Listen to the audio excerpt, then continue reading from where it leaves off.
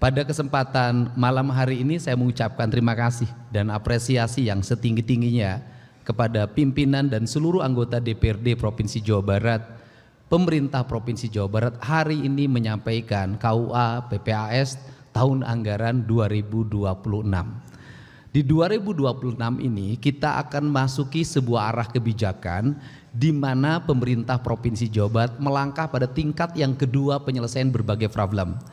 Satu, menyelesaikan pedesaan, tidak terjadi disparitas antara pendidikan utara dan selatan, timur dan barat, sehingga distribusi pendidikan berkeadilan dan bisa dirasakan secara luas oleh masyarakat, dan masyarakat memiliki kesempatan yang terbuka untuk bersekolah di seluruh provinsi Jawa Barat. Dan pada akhirnya pendidikan akan mulai diarahkan pada optimalisasi kualitas diri masyarakat Jawa Barat yang disebut dengan Pancawaluya, cager, bager, bener, pinter, singer. Yang kedua, arah kebijakan kita semakin meningkatkan layanan di bidang kesehatan. Kita ingin rumah sakit pemerintah di Provinsi Jawa Barat itu mengakuisisi rumah sakit di daerah yang sudah tidak bisa lagi dijalankan. Salah satu contoh misalnya, pemerintah Provinsi Jawa Barat harus hadir di layanan kesehatan di wilayah utara Jabar yang meliputi Kabupaten Indramayu, Majalengka, Kabupaten Subang, dan di situ ada rumah sakit yang oleh bupatinya sudah ditawarkan, yaitu Rumah Sakit Patrol. Yang kedua, pemerintah Provinsi Jawa Barat juga harus mengoptimalkan layanan agar rumah sakit rujukan hadir di wilayah Priangan Timur, di Kabupaten Tasik, Garut, Kota Tasik, Banjar, Ciamis, Pangandaran, dan satu daerah yang sudah menawarkan yaitu pemerintah Kabupaten Tasik yang menginginkan rumah sakit kabupatennya diserahkan kepada provinsi. Dan kemudian juga beberapa jajaran dari pengelola rumah sakit di Kota Tasikmalaya meminta juga rumah sakitnya menjadi rumah sakit Provinsi Jawa Barat.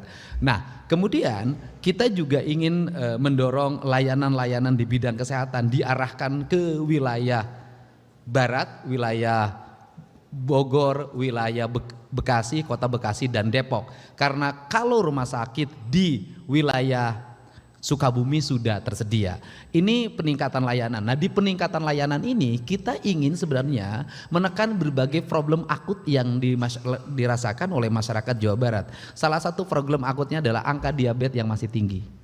Ini juga harus bisa diselesaikan dengan berbagai pendekatan, dan pola itu sedang saya siapkan bagaimana menurunkan angka diabetes. Kedua, menurunkan angka TBC, dan yang paling urgent adalah masih tingginya angka kematian ibu dan anak karena melahirkan.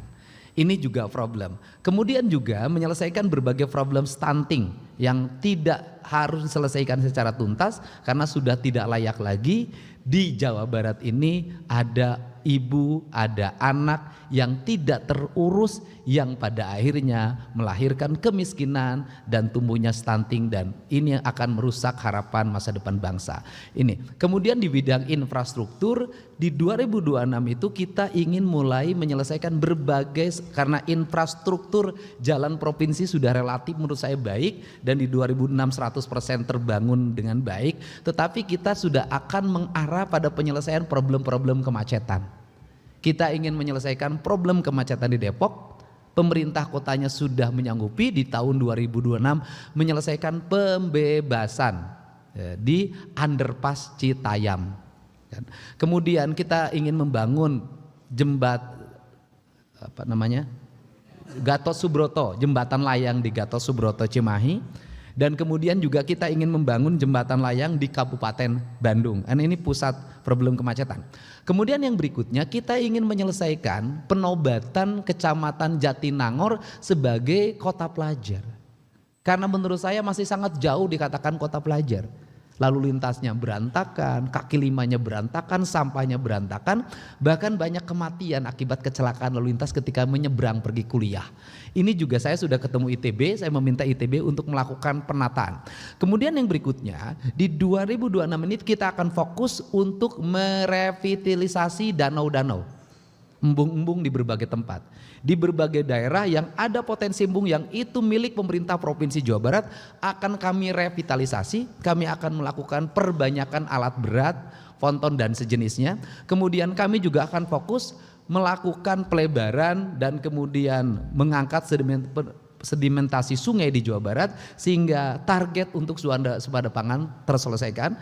Kemudian kami membangun kerjasama dengan perguruan tinggi untuk melakukan pengayaan pengetahuan di bidang pembibitan, kemudian peningkatan alsintan. Ini yang harus menjadi fokus utama kita karena tidak mungkin pertanian dibangun tanpa basis teknologi. Kemudian yang berikutnya adalah di 2026 kami ingin menyelesaikan ketertinggalan masih adanya masyarakat Jawa Barat yang listriknya belum tersambung. Seharusnya sudah selesai tahun ini karena dalam hitungan saya dulu di data awal yang tidak punya listrik itu sekitar 150.000 orang rumah.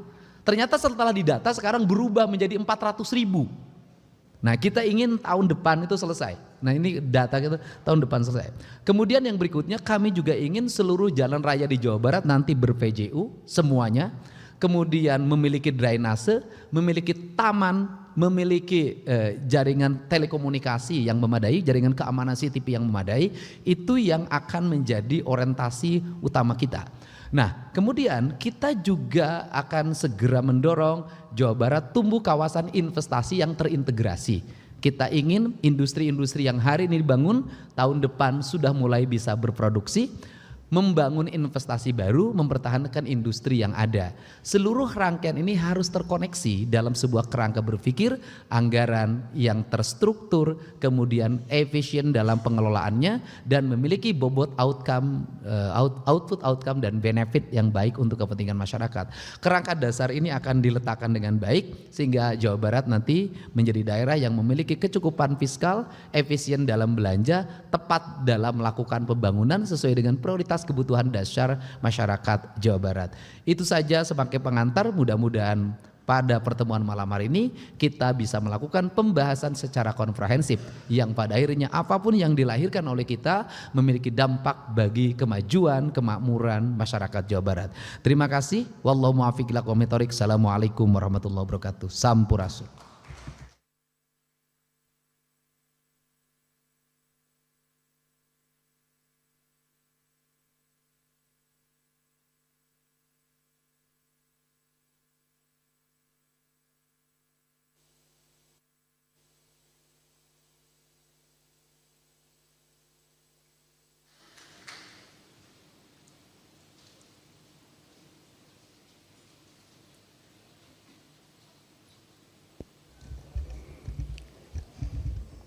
Demikian rapat paripurna DPRD hari ini.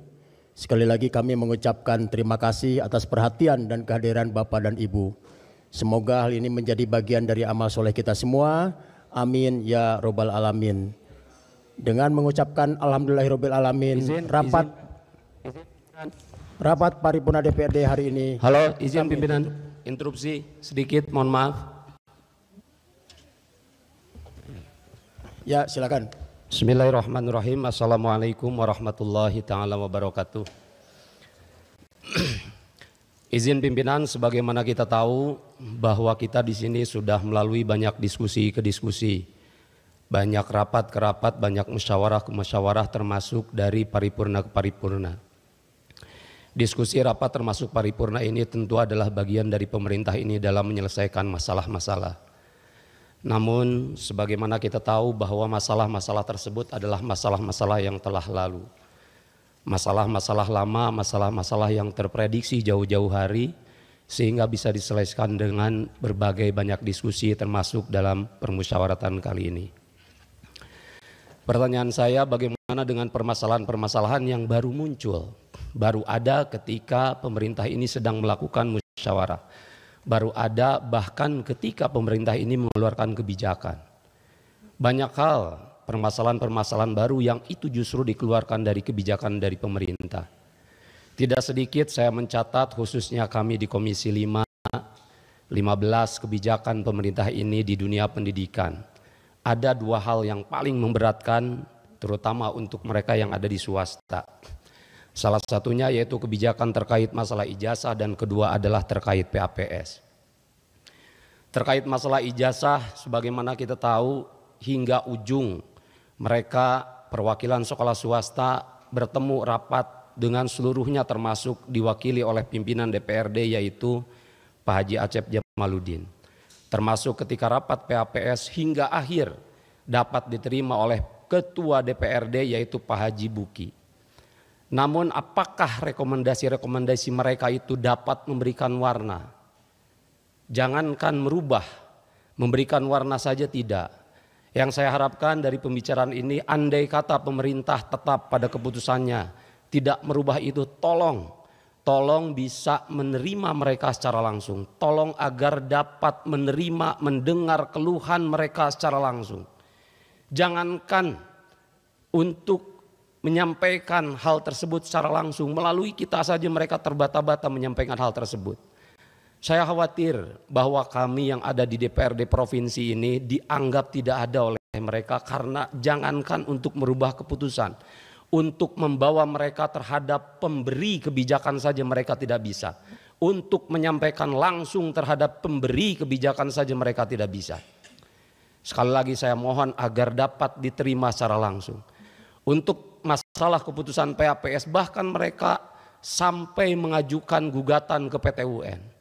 Saya yakin gugatan ke PT UN itu bisa mencerminkan keburukan pemerintah secara moralitas karena tidak bisa menjembatani antara kebijakan mereka dengan masyarakat yang ada di dalam pemerintahan ini.